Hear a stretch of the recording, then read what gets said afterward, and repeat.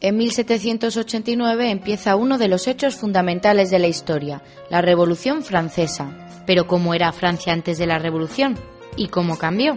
Empecemos por el antes.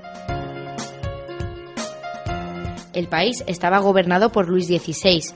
Era un monarca absoluto y, como tal, era rey por derecho divino. El ejército, los consejos, la diplomacia y la burocracia eran sus instrumentos para llevar el país. Pero además del rey, ¿cómo era la estructura social en Francia? Digamos que había dos grandes grupos: los privilegiados, representados por el clero y la nobleza, y los no privilegiados, campesinos, artesanos y burgueses.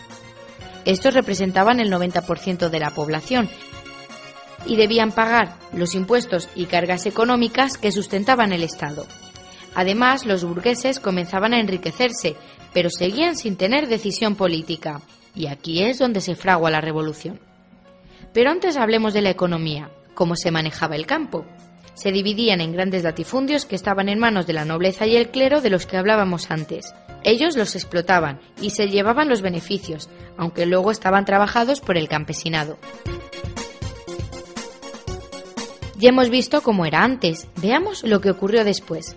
La figura del monarca absoluto desapareció, aunque otros reyes volverían a reinar en Francia años después. Se instauró la soberanía nacional y además el poder se reparte.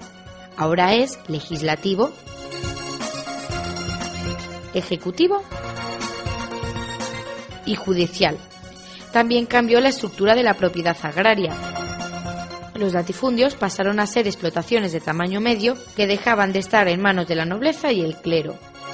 Y en cuanto a la sociedad, la bandera francesa resume el cambio. En ella encontramos los tres estados: la nobleza, el clero y el estado llano.